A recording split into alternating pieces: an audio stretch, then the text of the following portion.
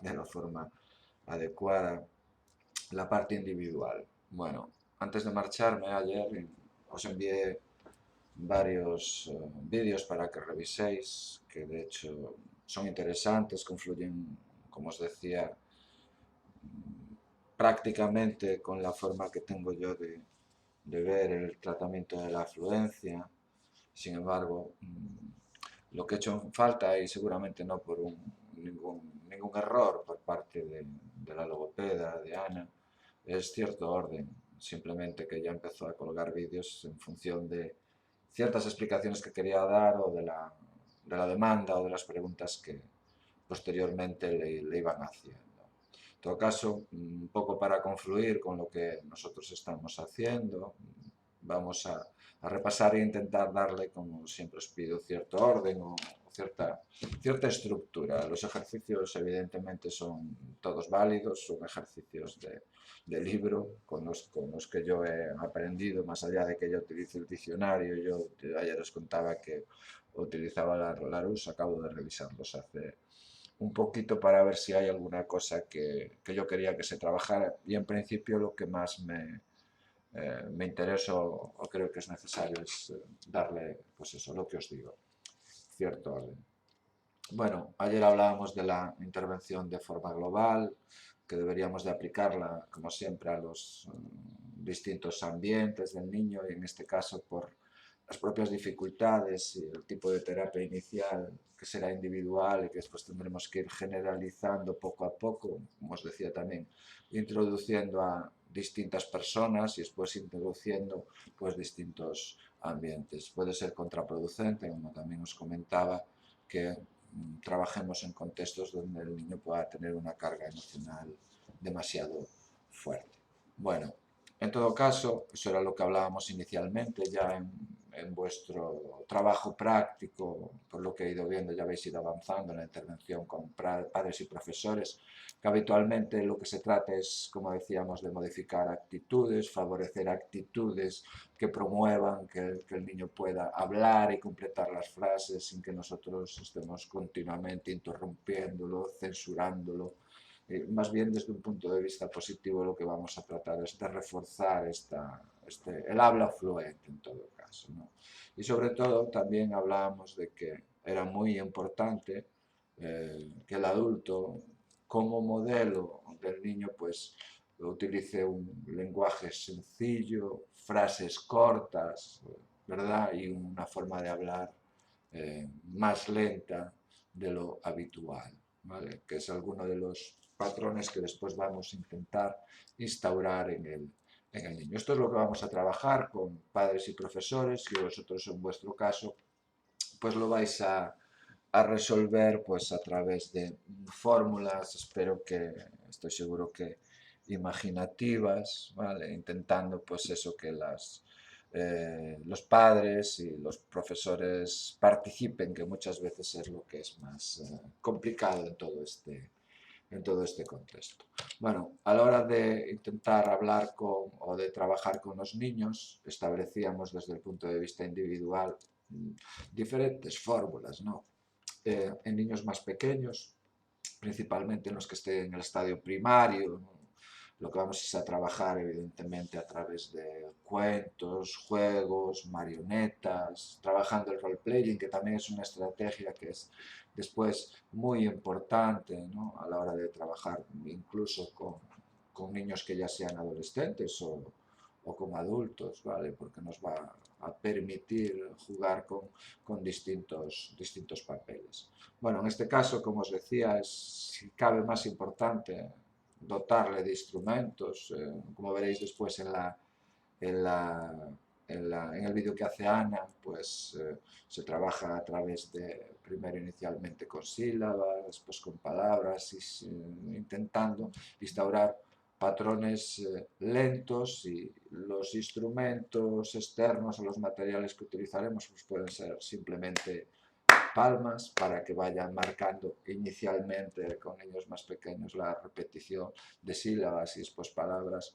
o después ya podemos utilizar aparatos como un metrónomo. Cuando los niños ya tienen conciencia del trastorno, que ya estamos situados entre edades, entre los 5 y los 8 años, ya vamos a tener que trabajar las variables fisiológicas. Aquí es cuando va a tener ciertamente ya influencia aspectos como la relajación, que como os decía, algunos logopedas no introducen en estos momentos, pero lo trabajan desde otros puntos de vista. Sin trabajar la relajación de Jacobson o el entrenamiento autógeno, se puede trabajar simplemente a través de la respiración costo-abdominal. Además, estos patrones sencillos después tienen una influencia directa en el habla. En este caso, ya vamos a intentar distraer la atención de los niños hacia todos estos aspectos que pueden proporcionar emociones negativas. Aquí ya se van utilizando técnicas psicológicas, como ayer os adelantaba, entre farfulleos míos, como la de sensibilización sistemática, que es una técnica que habitualmente se utiliza para las fobias y se basa en la aproximación sucesiva a aquellos estímulos que al niño le provocan alta ansiedad.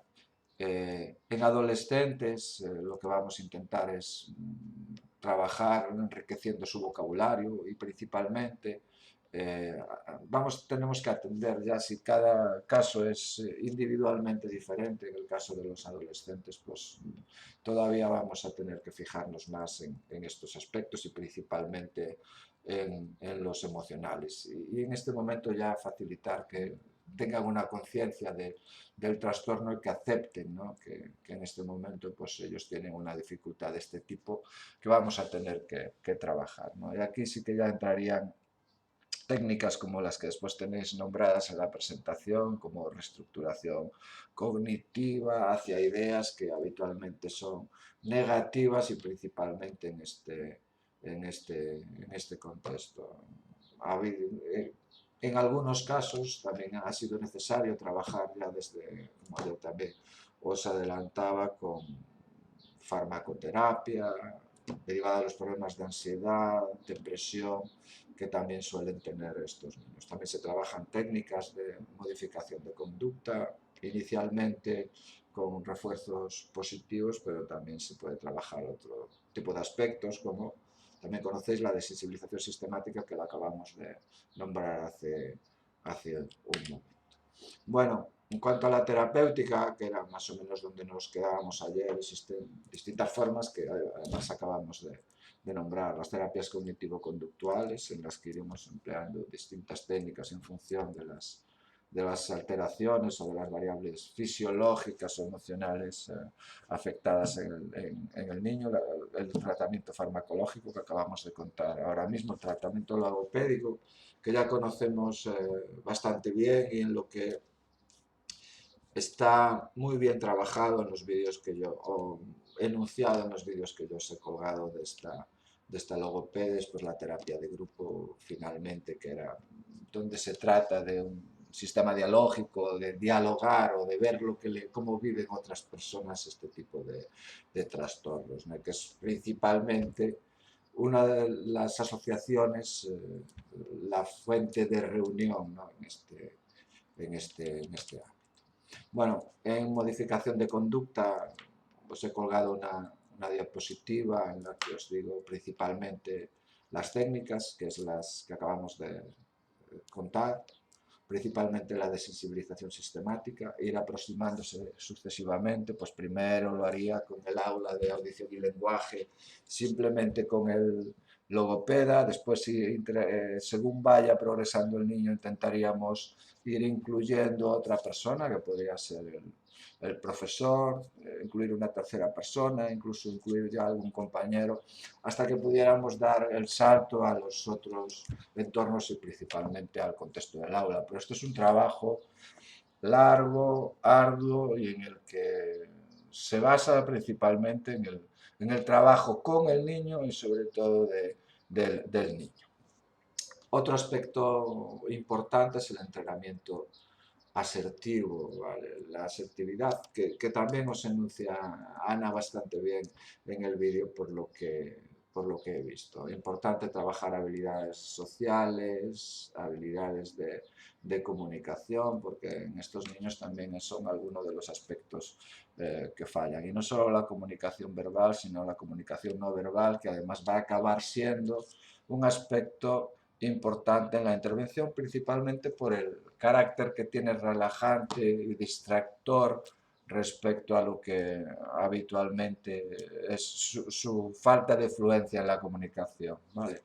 También podemos trabajar la modificación actitudinal, en este caso en los adolescentes cobra bastante sentido, eliminando falsas creencias, habitualmente son negativas, instaurando pensamientos negativos. También he visto que Ana habla sobre los carteles, que es un aspecto que también os contaba yo anteriormente. En niños pequeños funciona bien. Sabéis que esto también además se utiliza mucho en psicología del deporte, ¿no? Y todas estas cosas vienen de la terapia clínica, ¿no? Como os contaba yo, que también es el campo del que procedo. En este sentido, el profesional clínico tiene bastante influencia también en este tipo de trastorno, principalmente por el carácter emocional que puede venir asociado. Bueno, un aspecto que a mí me parece importantísimo y seguramente el primer escalón, ¿no?, sobre el que deberíamos de trabajar, aparte de las pautas, estrategias con la familia, pero ya situándonos desde el punto de vista individual, es la relajación. Y esto lo podemos hacer bien desde técnicas como la respiración costoabdominal, que ya habéis trabajado, además en parálisis cerebral, y la relajación progresiva, alguno ya la metía también en ese sentido, creo que es muy interesante. Simplemente una ventana abierta, sentados delante de la ventana, os animo a que lo hagáis de vez en cuando, bien sentado, las manos en las rodillas y unas respiraciones profundas en las que sentamos como se nos va hinchando la barriga, expirar el aire de forma muy suave, sería algo que deberíamos de hacer todos los días. En este caso, principalmente cuando ya hay aspectos emocionales como los que os he ido señalando, la relajación progresiva de Jacobson creo que sería muy interesante, principalmente porque nos ayuda a conocer la tensión que llevamos asociada y cómo podemos pasar de una situación de tensión a una situación de relajación.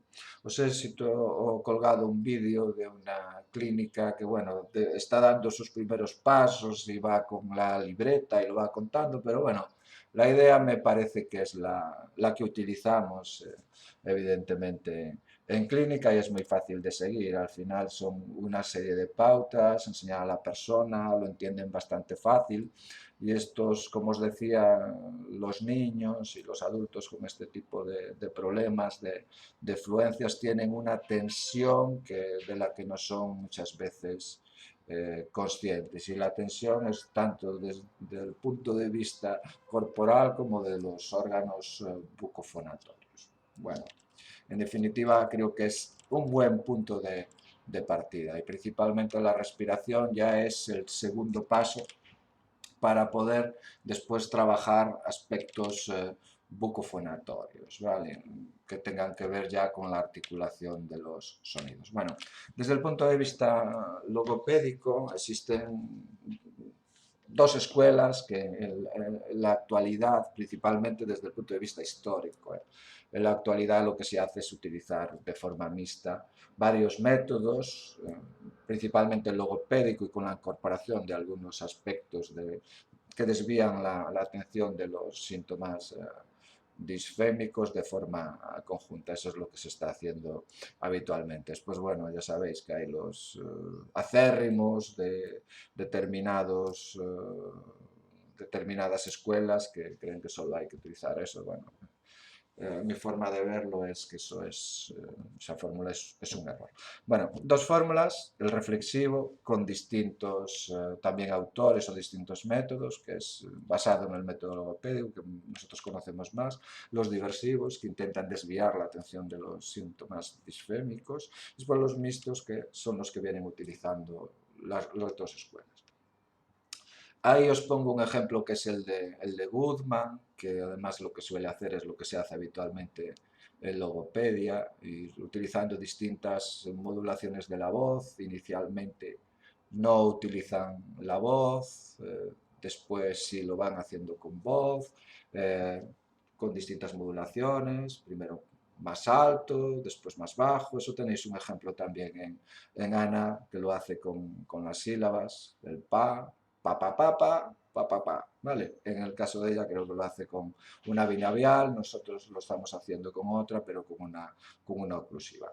Desde el punto de vista de un método reflexivo como el de Goodman, pues podemos trabajar desde las bases bucofonatorias, el sistema que ya conocéis, con respiración, posteriormente la fonación, en la que debemos de trabajar inicialmente con sílabas para después ir ya hacia bisílabos, trisílabos, hasta que ya somos capaces de trabajar con palabras, con frases y después el recitado y el diálogo, que es un poco la fórmula que sigue Ana en alguna de las presentaciones o de los vídeos que yo os he colgado.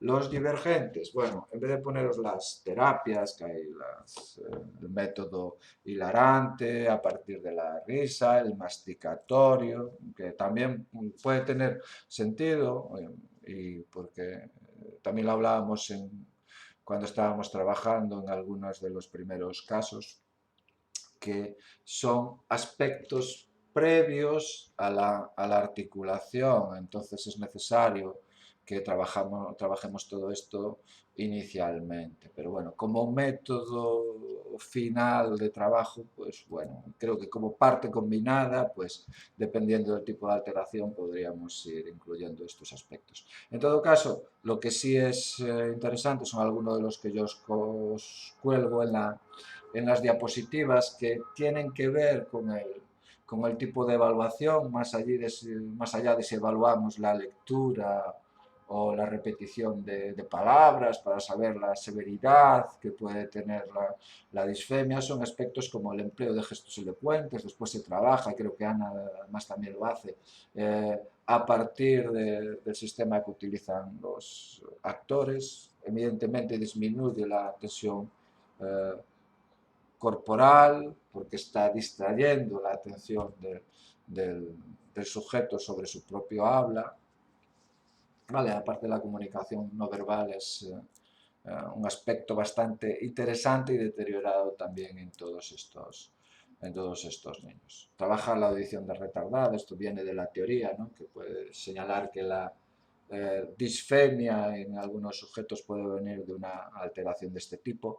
Me interesa, yo os diría que lo interesante es que favorece un patrón lento del habla, que creo que es uno de los aspectos, yo creo que me repito hasta la saciedad, que debe de ser más interesante. Primero empezará con un retardo de unas milésimas y que iremos ajustando hasta que llegue a cero. En algunos sujetos funciona, de hecho, al oír el retardo son capaces de repetir o de leer de una forma fluente. El enmascaramiento del habla, pues como os decía ayer, podemos poner unos cascos con los Metallica a toda marcha, y puede ocurrir que distrayendo su atención, vale, pues consigamos que también tenga un habla fluente. ¿Cómo lo iríamos haciendo? Bueno, pues primero, inicialmente, como os digo, a toda marcha, y después esto iría variando hasta que prácticamente ya pueda, o sin prácticamente, llegue a oír su propia voz. Y el habla en sombra, en que el sujeto va reproduciendo el habla que va, o copiando, diciendo lo que va diciendo el logopeda, y lo va diciendo pues a la vez, ¿no? Esto también, como los anteriores, lo que hace el efecto es la distracción de la atención. El patrón del habla como modelo va a ser de logopeda, frases cortas, con una buena entonación, con una buena modulación, sirviéndolo de modelo para que él además pueda irlo copiando. Bueno, en definitiva, el método que os propongo desde un punto de vista evolutivo y que puede serviros, pues está en una diapositiva que pone un ejemplo de tratamiento pedagógico. Evidentemente es una fórmula tipo en la que tendríamos que ir añadiendo o introduciendo aspectos en función de la alteración que tiene el niño. Pero con lo que os acabo de contar, con los ejercicios que que os he colgado de Ana, que son 4 vídeos diferentes, el primero y el segundo pues tienen una implicación directa inicial hacia la tartamudez, y los dos siguientes ya se trata de aspectos para poder trabajar la fluencia que podéis señalar dentro de los ejercicios de asociación, lectura y locución que tenéis citados aquí. Yo creo que esto debería de ser la estructura tipo, en la que antes pues deberíamos de trabajar la relajación de forma previa o utilizar los ejercicios de respiratorios en este sentido. Bueno, ahí lo que tenéis inicialmente son los ejercicios de respiratorios para fomentar la relajación, aumentar la capacidad pulmonar, y principalmente lo que nos va a interesar a nosotros aquí es la expiración. Como os decía inicialmente, los niños lo que suele pasar es que gastan todo el aire y después no son capaces de articular los fonemas, las palabras. Entonces esto es un aspecto que debemos de trabajar adecuadamente con ellos, como ya habéis hecho antes, a través de vasitos, pelotas de ping-pong, cosas que sean evidentemente atrayentes, los globos, los matasuegras y todos estos aspectos. Y después debemos de llevar la respiración posteriormente hacia ser capaces de coordinar la respiración con la emisión de los fonemas inicialmente y después de las palabras. Ejercicios de relajación de la voz, también ejercicios de modulación en este sentido, para que se focalicen principalmente en aspectos prosódicos y melódicos del lenguaje. Tenéis también algunos ejercicios de este tipo que hace Ana con los fonemas, que creo que pueden ser interesantes, y la que yo os puedo apartar aquí es inicialmente ir aprendiendo a alargar las vocales y difuminar las consonantes.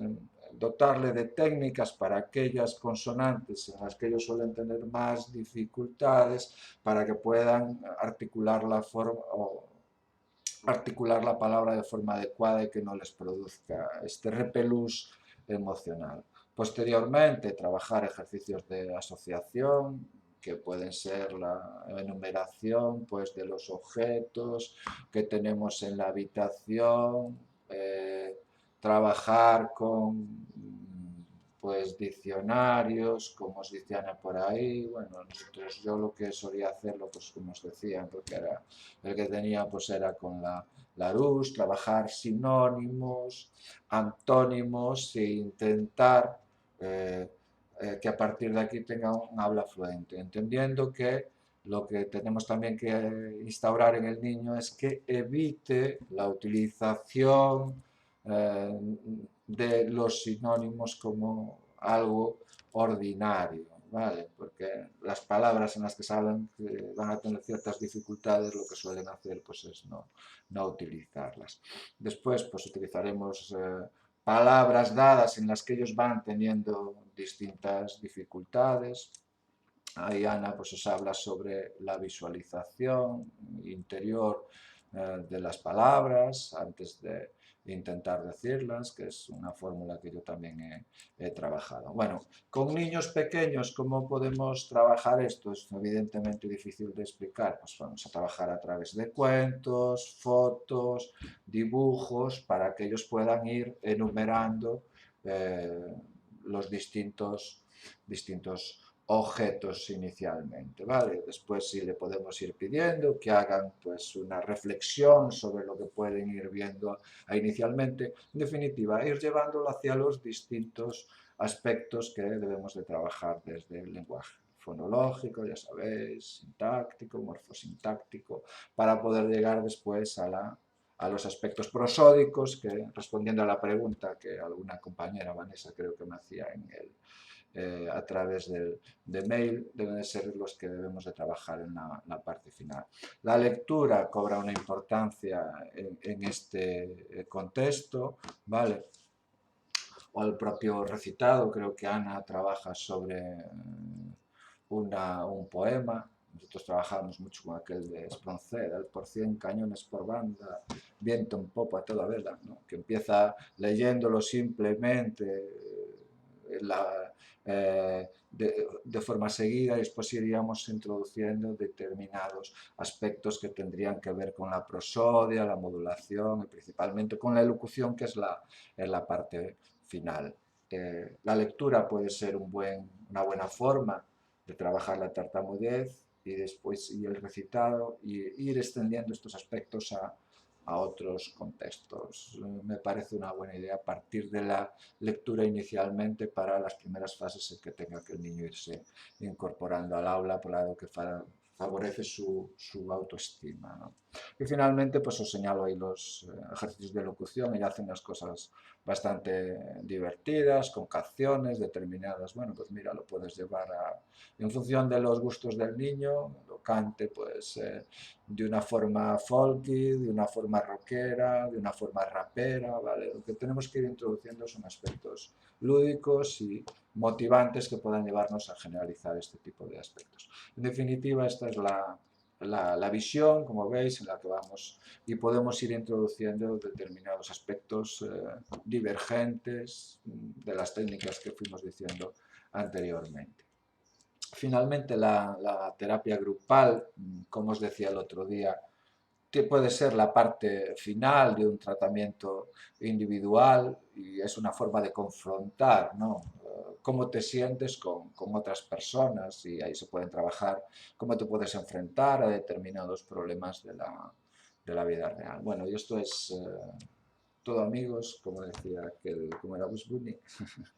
Nada más, muchas gracias, y nada, que siento un poco ayer no haberos podido contar esto eh, en directo. Nada, pues nos vamos viendo estos días. Cualquier dificultad os acercáis por aquí. Yo voy a estar por las mañanas también, salvo el jueves os atiendo sin ninguna dificultad fuera de tutorías. Solo pensar en lunes, martes y miércoles tengo clases prácticamente todo el día, pero bueno, estaré por aquí para lo que necesitéis, ¿vale? Bueno, pues nada, venga, un saludo.